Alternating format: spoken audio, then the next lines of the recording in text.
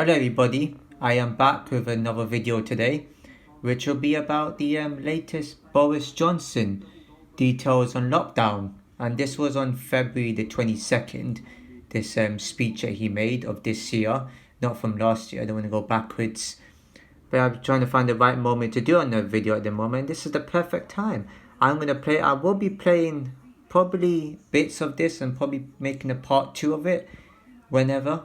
So I will play it right now. Good evening, and thank you very much for joining us. Our extraordinary NHS has now succeeded in vaccinating more than 17.7 million people across the UK, and nearly a year after this pandemic began, this unparalleled national effort has decisively shifted the odds in our favour, so that we no longer have to rely simply on lockdowns and restricting our behaviour and putting our lives on hold. Whose favour was it for? Like, it wasn't benefiting us. Like, you gotta wait till what he says next. I mean, it's already sounded like that they basically won. It sounds like they were battling against the people without us even knowing about it. This is downright ridiculous. This is hilarious. Honestly, like, benefiting these, they're basically saying that they've won against us. Oh my days. But with every day that goes by, this programme of vaccination is creating a shield around the entire population, which means that we're now travelling on a one-way road to freedom. Oh my, so what so what this guy basically said is that it's basically saying, oh, if you get more of the VACC, then you will have more freedom. That's blackmail. That's what he basically just said in those words. He didn't exactly say it, but he meant it in those words and in that context. This guy looks like an absolute muppet. No offense, he looks like that tall muppet from the Muppet Show. What was that? I've forgotten the ones that goes beep beep beep beep beep beep beep with the tall neck. You know, he's got this similar hairstyle. Like, now honestly, they're making it sound like that they have more power of us than ever. I mean, they've always had power, but they've had more power over us because now ever since they made up this whatever. You know, you can call it whatever you want. I mean, I think it's a bioweapon myself. I'm not sure if I should have mentioned those specific words on YouTube, but it's so ridiculous. And people are falling for it. Yeah, this is serious and call it what it must, but come on, man. To freedom, we should already be free. These people should never have to be in charge of our lives. I'm sure people are capable of running their own country. And we can begin safely to restart our lives and do it with confidence. And I want to be frank about exactly what that means and the trade-offs involved. The vaccines reduce the danger of COVID, they save lives, and they keep people out of hospital. But no vaccine against any disease has ever been 100% effective. So Wait, so hold on a minute. Hold on. You're meaning to tell me what he just said that is that the VACC has never been 100% effective. And yet you're saying this particular VACC is more effective. And yet there's people that are taking it. I feel sorry for people that have to take it. If politicians are saying this sort of crap, and it's not crap because it definitely does sound effective to me, I don't even know what to say. Do people not look at this and think, oh, well, I'm still going to take it? Do people not ask questions anymore? He just blatantly said in black and white right there that, oh, not all of this VACCs are effective. Then why should we have to take something that probably will most likely be ineffective in the future? This is why I reacted the way I did last year about this whole virus. Because there's too many inconsistencies. It's an absolute mess. It's full of lies. It's full of so many discrepancies. I mean, and yet people get peed off every time I go against this. Oh well, it is the truth. Well, how do you know there's not more to it?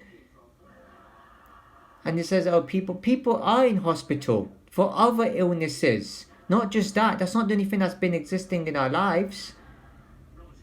You're ruling out all the other illnesses. You don't care about the other illnesses. You care about controlling us. I guarantee if you people never spoke about this, no one will care or give a crap about this whole virus. No one would want to raise awareness for it. Before we ease the lockdown, whether it's today or in 6 or 9 months, we've got to be realistic and accept that there will be more infections, more hospitalizations, and therefore, sadly, more deaths, just as there are every year with flu. Even if we sustain the lockdown indefinitely. See, people, he just mentioned the flu. Oh my God. At least this guy's more honest than the average politician in charge.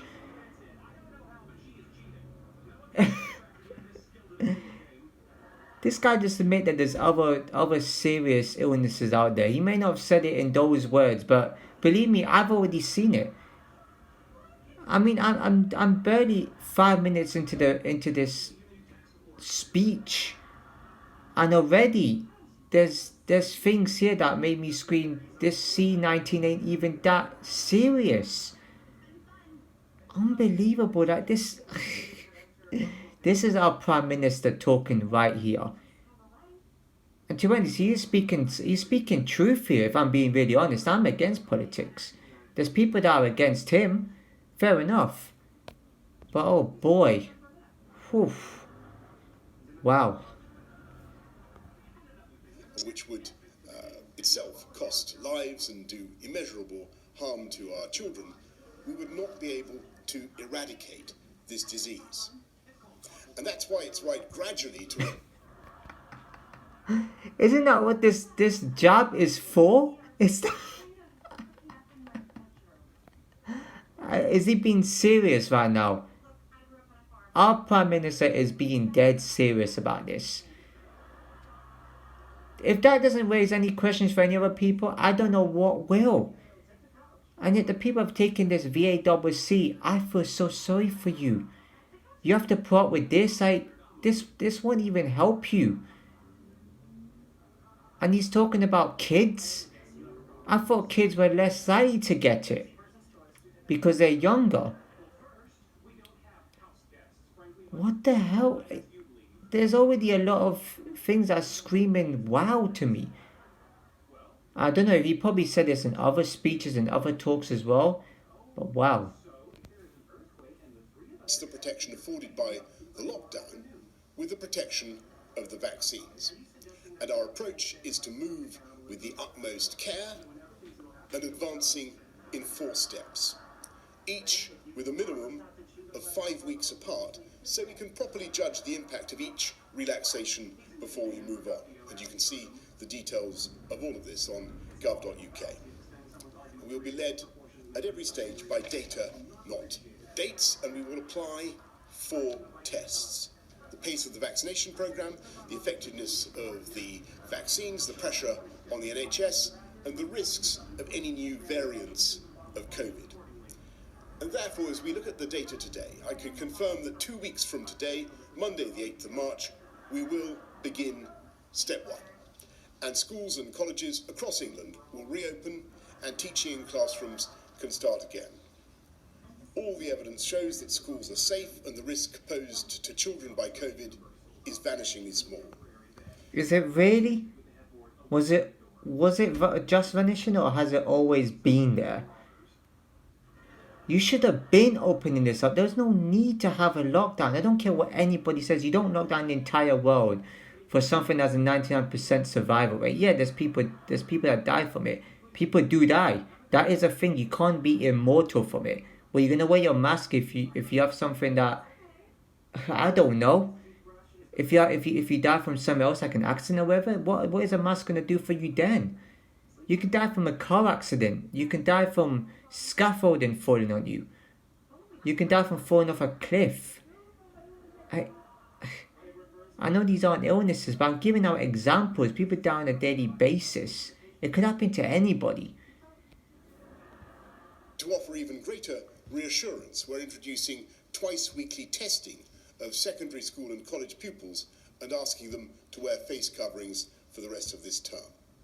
Students on practical courses can return to university, but all others will need to continue learning online and will review the situation before the end of the Easter holidays. We will allow breakfast and after-school clubs to restart, and among other changes, on March the 8th, you'll be able to have a coffee on a bench or a picnic in a park with one person outside your household. Okay, why? Well, what would be the point in that then? You might as well just keep the lockdown how it is. One other person. Boy, they just want people to have mental health issues going on around here. I don't care what anyone says. People don't think rationally. You can be able to have a coffee and a picnic. Who is this dude telling us what we can and cannot do? I don't understand that. What if a mum was going out to invite her son or daughter, or father, or whatever, right? And yet they're planning to go out with a friend of theirs, as a family friend or whatever. And yet the family friend is just a single parent that has to take their kid. And no one else to look after the kid.